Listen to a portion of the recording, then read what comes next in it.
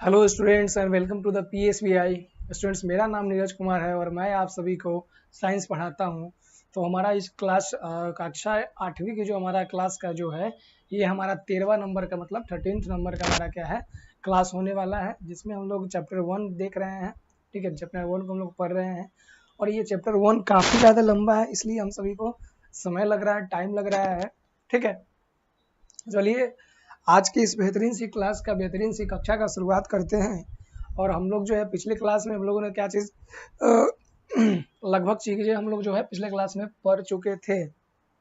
अब उन लगभग चीज़ों में हम लोगों ने क्या क्या चीज़ें पढ़ा था, तो जैसे देखिए हमने जो है पिछले अपने क्लास में जो हमारा 12th नंबर का जो क्लास हुआ था, उसमें हम लोगों ने फीडिंग के बारे में पढ़ा था कि जो चिकन होते हैं, जो पोल्ट्री फार्म में जिस एनिमल जिस बर्ड्स को हम लोग पालते हैं, उसमें चिकन जो होता है हमारा मुर्गी जो होता है, उसे हम लोग दाना कैसे देते हैं, फीडिंग उसका कैसे करते हैं। ठीक है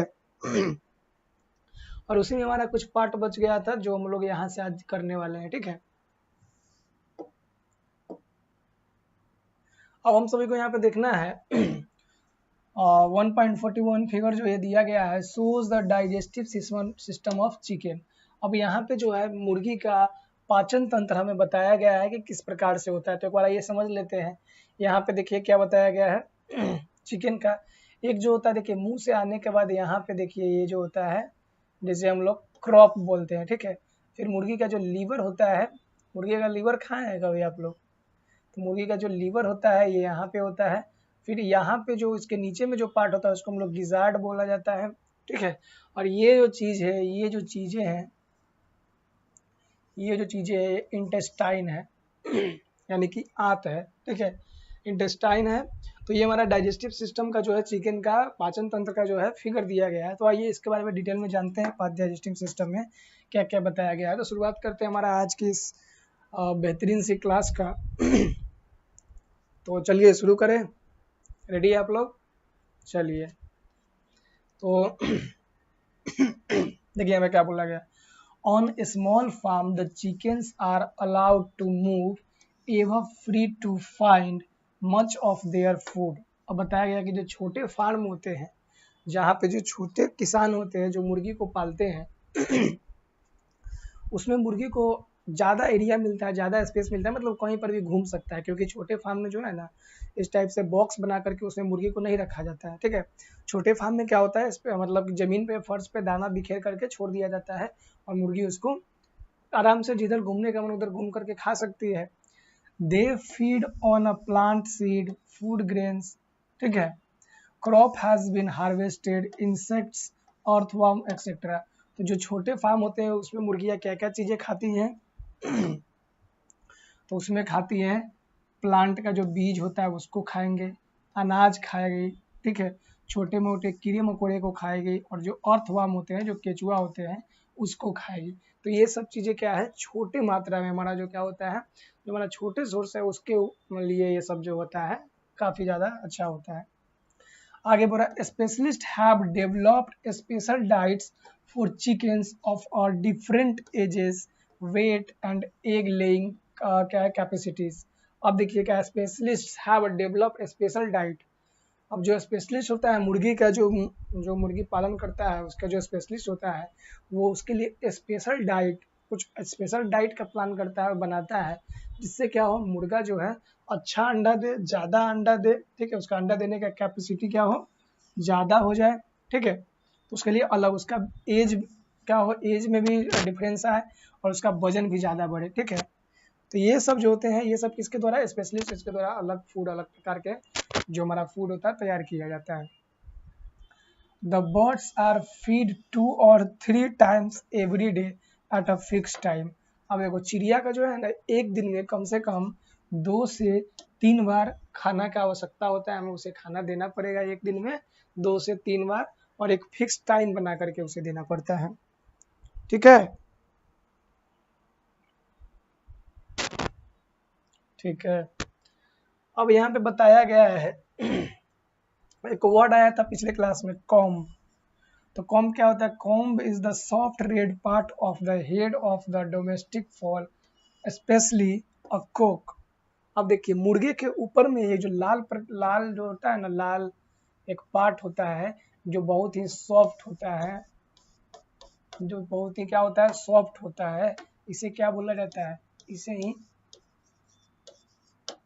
कॉम्ब बोला जाता है। ठीक है स्टूडेंट्स। चलिए आगे चलते हैं।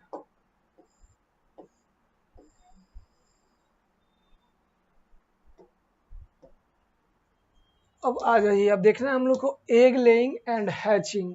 एग लेइंग क्या होता है और हैचिंग मतलब कि जो मुर्गे होते हैं वो अंडा कैसे देते हैं, और उससे जो चूजा होता है, छोटा जो चूजा होता है, उसका हैचिंग कैसे होता है, उसके बारे में आइए हम लोग पढ़ते हैं, शुरुआत करते हैं। ठीक है। Hens start hens start laying egg at the age of about 6 month. अब जो मुर्गियाँ जो होती है वो अपने 6 मंथ के जब हो जाती है ना, तो वो अंडा देने का शुरुआत कर देती है। ठीक है। The egg need to be kept warm for 28 days for to the chickens to develop inside them. अब वो जो अंडे देती है मुर्गियाँ, उस अंडे को 21 दिन तक गर्म करने की आवश्यकता होती है। कितने दिनों तक? 21 दिन गर्म करने की आवश्यकता होती है। जब हम उसे 21 दिन गर्म करेंगे तो क्या होगा, 21 दिन जब हम गर्म करेंगे तो मुर्गियाँ जो होंगी वो क्या करेगी, अंडे देना, अंडे सॉरी उसका जो अंडे होगी, उस अंडे से चूजा तैयार हो जाएगा 21 दिन में। ठीक है।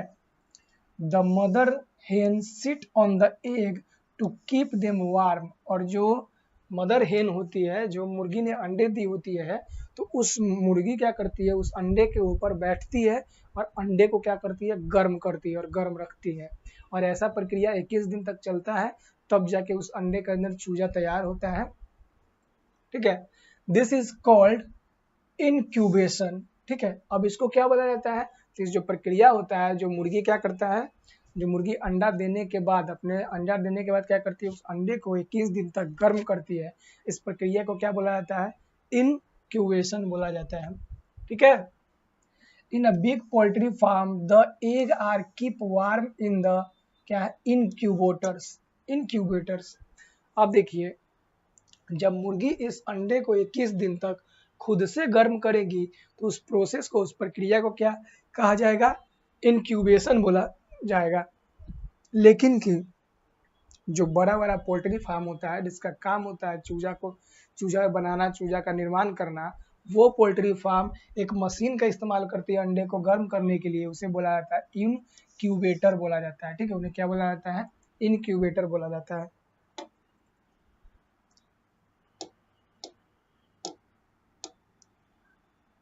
ठीक है। आइए, N incubator is a box like apparatus in which egg are hatched by the artificial क्या है, वार्मथ। ठीक है। अब जो होता है, देखिए इंक्यूबेटर क्या होता है, एक बॉक्स के जैसा होता है। ठीक है। क्या होता है, एक बॉक्स के जैसा बना होता है। इंक्यूबेटर क्या होता है, एक बॉक्स के शेप का, बॉक्स के आकार का एक मशीन होता है, जिसके अंदर अंडे को डाला जाता है और उसे आर्टिफिशियल तरीका से उसके अंदर से चूजा को हैचिंग किया जाता है। ठीक है।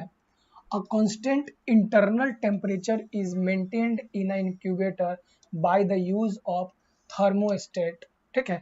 अब थर्मोस्टेट की मदद से उसके अंदर जो भी वातावरण, जो भी दशाएं चाहिए होती है मुर्गे के जो अंडे होती हैं, उसे जो भी टेम्परेचर की आवश्यकता होती है, वो टेम्परेचर को मेंटेन करके रखा जाता है। और वो जो टेम्परेचर मेंटेन होता है वो होता है थर्मोस्टेट के द्वारा। किसके द्वारा होता है, थर्मोस्टेट। अब थर्मोस्टेट क्या होता है, तो थर्मोस्टेट होता है टेम्परेचर यानी कि ताप को कंट्रोल करने की एक मशीन होती है, जिसे हम लोग क्या बोलते हैं, जिसे हम लोग थर्मोस्टेट बोलते हैं। ठीक है। ताप को कंट्रोल करने की मशीन को क्या बोला जाता है, थर्मोस्टेट बोला जाता है। आगे आ जाइए। After about 80 days the egg are transferred to the hatching tray. जब इस मशीन में जो था क्या है, इनक्यूबेटर जो मशीन है, उस मशीन में जब अंडे को हम लोग 18 दिन तक लगातार गर्म करते हैं, जो उसका टेम्परेचर चाहिए उस टेम्परेचर पे, जब 18वां दिन पुरता है तो उस 18वें दिन उसको हम अंडे को निकाल करके और ट्रे में रखते हैं, जहाँ पे हैचिंग जो अब क्या है, चूजा निकलने को तैयार है, उस हैचिंग ट्रे में हम उसको डालते हैं। ठीक है students. On the 21st day of incubation, the chicken hatch that is come out the egg by breaking the shell। और जब भी क्या होता है जब 20 और 21वें का आधा दिन 20.5 डेज तक होता है, तब उसके अंदर से क्या होता है, एक के अंदर से बच्चे जो है निकलना शुरुआत कर देता है। ठीक है, तो और बच्चे कैसे निकलता है, जो अंडे का जो सेल है ना, egg by breaking the cell of egg, जो अंडे का जो सेल होता है, ऊपर का बाहरी जो कवच होता है व्हाइट कलर का, उसे तोड़ करके बच्चे क्या करते हैं, अब जब बाहर निकलने के लिए तैयार होते हैं और तोड़ करके निकलते हैं। The coming out of a young bird from an egg is called hatching. और जब जो नया जो बच्चा है, जिस वो अंडे को तोड़ करके, अंडे को सेल करके तोड़ के जब उस अंडे से बाहर आता है, ठीक है, जब बाहर आता है तो बाहर आने का जो प्रक्रिया होता है उसे क्या कहा जाता है, हैचिंग कहा जाता है। क्या कहा जाता है, हैचिंग। अब देखिए केयर ऑफ पोल्ट्री। अब पोल्ट्री को हम लोग केयर कैसे करेंगे, जो हम लोग मुर्गी पालने का जो भी जगह बनाए हैं, जिसमें हम मुर्गी को पालन करते हैं, बत्तख को पालन करते हैं, और भी अदर बर्ड्स जो हमें मीट एग देते हैं, उसे अगर पालते हैं तो उसे हम लोग केयर करने की आवश्यकता होगी। उसकी देखभाल कैसे करेंगे उसके बारे में आइए हम लोग देखते हैं। Honey is a very nutritious sweet food. अब देखो, सॉरी हमको यहाँ देखना है ना, care of poultry. Poultry fowls are easily infected by many kind of disease producing bacteria and virus. अब जो पोल्ट्री जो होता है, पोल्ट्री फार्म होता है, वो आसानी से इन्फेक्टेड हो सकता है, आसानी से संक्रमित हो सकता है। किसके द्वारा, बहुत ही प्रकार के बीमारी उत्पन्न करने वाले बैक्टीरिया यानी कि जीवाणु और विषाणु के द्वारा। They can however be protected against them disease by vaccination. और इसका हम लोग जो बचाव करते हैं, इसका जो हम लोग संरक्षण प्रदान करते हैं, बहुत अलग अलग प्रकार के जो मेडिसिन आता है, वैक्सीन आता है, उसे लगा करके हम क्या करते हैं, अपने जो पोल्ट्री फार्म में जो भी एनिमल है, उसे जो भी बर्ड्स है, उसे हम बचा सकते हैं। Their cages should be clean every day.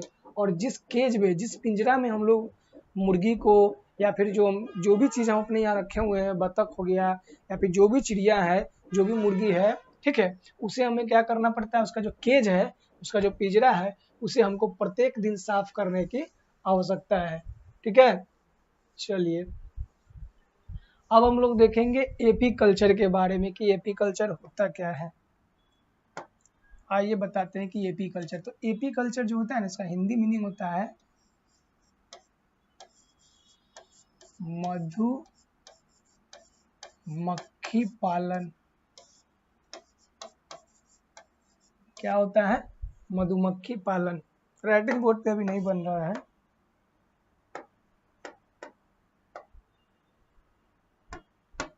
तो एपी कल्चर मीन्स होता है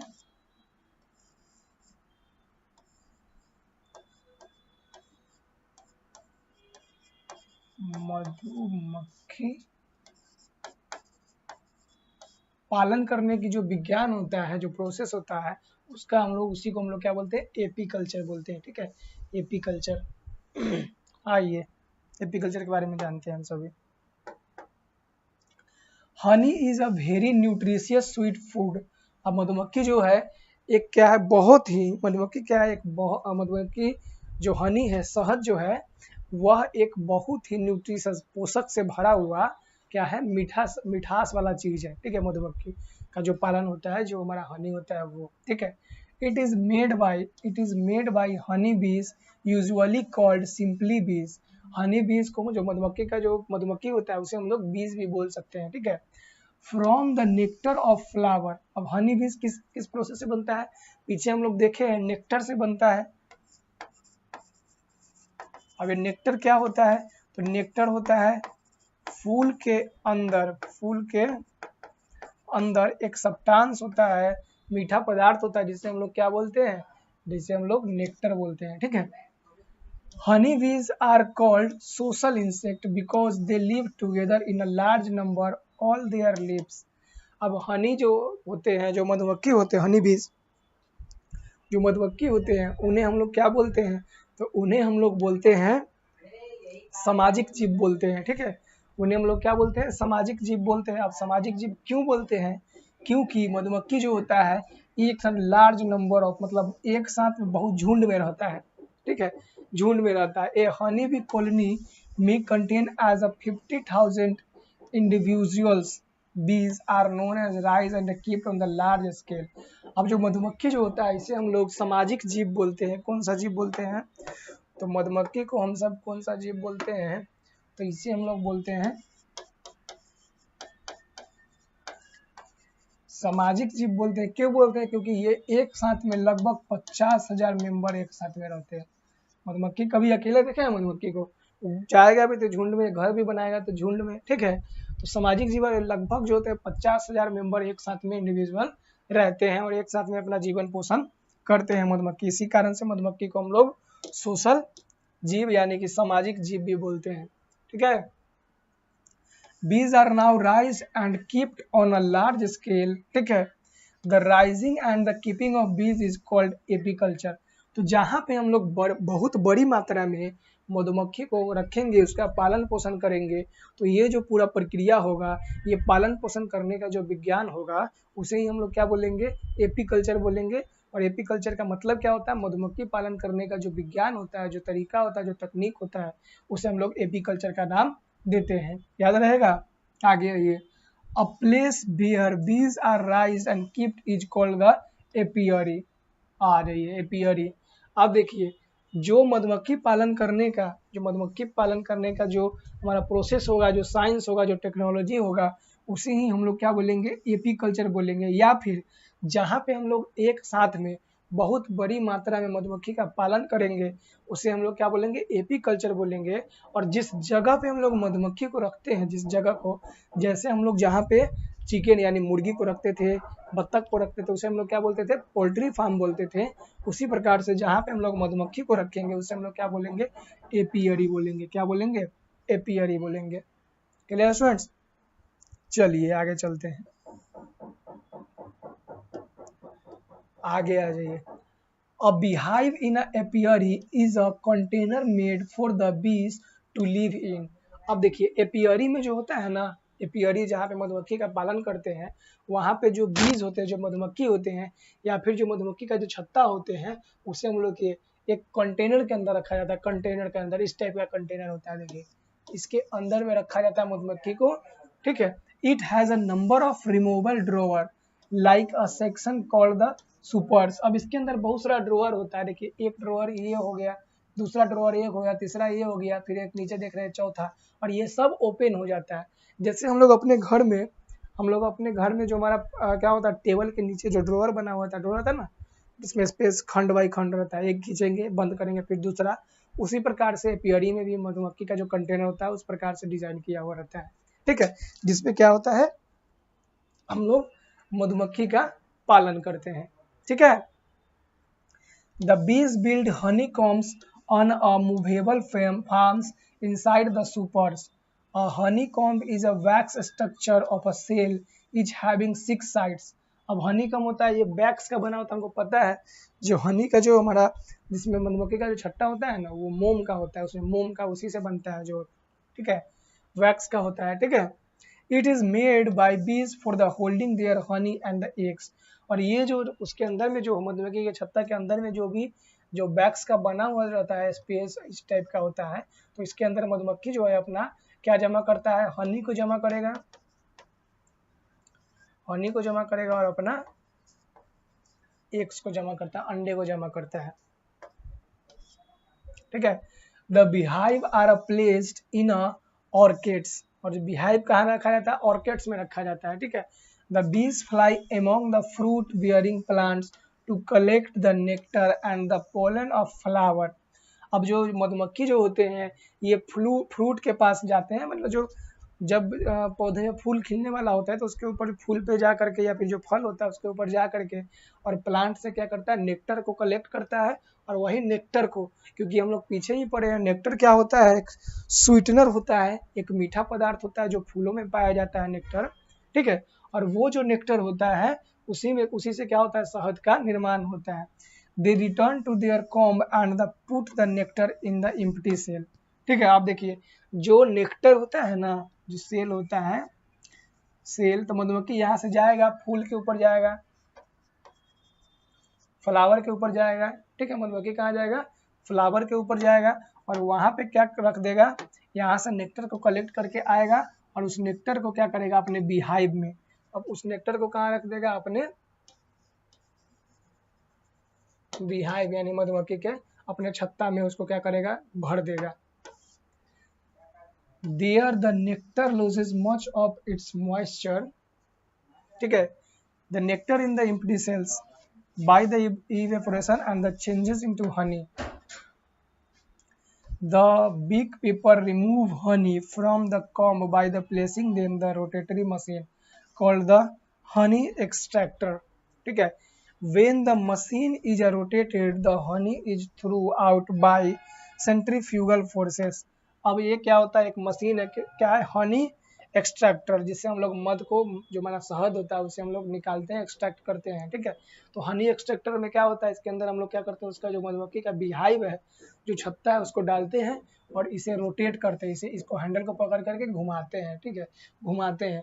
और घुमाने से क्या होता है, इसके अंदर कौन सा फोर्स आता है, सेंट्रीफ्यूगल फोर्स आता है, ठीक है, यानी कि अभिकेंद्रीय बल आता है, सेंट्रीफ्यूगल फोर्स, जिसके कारण क्या होता है, मधुमक्खी के छत्ते से जो मध है, जो हमारा शहद है, वो निकल जाता है और उसके अंदर enough honey is left to the comb for the bees to the feed on when the flower are not blowing and the nectar is not available. अब उसके अंदर कुछ मात्रा में हम लोग क्या करते हैं, हनी को छोड़ देते हैं, मध को छोड़ देते हैं। हम लोग मध जो है, हम लोग बिहारी भाषा में हनी को मध बोलते हैं, ठीक है, उसे उसके अंदर में छोड़ देते हैं। ऐसा क्यों करते हैं कि जब फूल से मधुमक्खी होंगे, उसे फूल से जब नेक्टर नहीं मिलेगा, नेक्टर नहीं मिलेगा और क्या नहीं मिलेगा, और उसके अंदर में नेक्टर भी नहीं होगा और फ्लावर भी नहीं मिलेगा, तब इसका इस्तेमाल मधुमक्खी करेंगे अपने भोजन के लिए, ठीक है।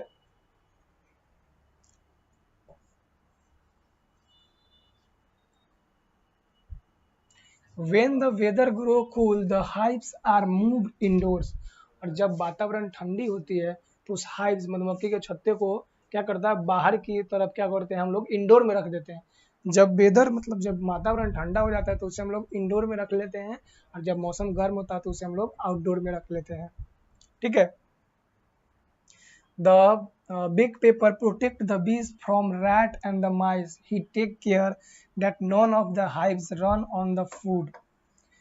Bees are the great help to the horticulture. मधुमक्खी जो है हार्टिकल्चर क्या होता है, तो हार्टिकल्चर होता है खेतीबाड़ी, जो खेतीबाड़ी करने का जो विज्ञान होता है उसे हम लोग हार्टिकल्चर बोलते हैं। तो मधुमक्खी जो है हार्टिकल्चर में भी मदद करता है। Visiting on flower after another they assume cross pollination. और जब एक फूल से दूसरे फूल पे मधुमक्खी नेक्टर की खोज में जाते हैं, तो नेक्टर के खोज में जाने के क्रम में वो क्या करते हैं, उसको पॉलिनेट कर देते हैं फ्लावर को, ठीक है। This activity of bees is even more important than the producing honey और wax at it is essential for the formation of the fruit and seeds in a plant. और ये जो प्रक्रिया है पॉलिनेशन, जो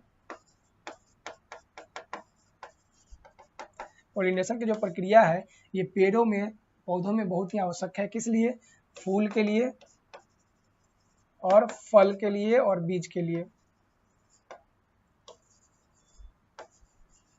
बीज के लिए, तीनों प्रक्रिया के लिए जो प्रक्रिया जो मधुमक्खी बहुत ही इंपॉर्टेंट है। तो इस वीडियो में इतना ही, मिलते हैं हम लोग अपने नए वीडियो में, और वहाँ पे मिलेंगे और नए तरीके से हम लोग वहाँ पे पढ़ेंगे।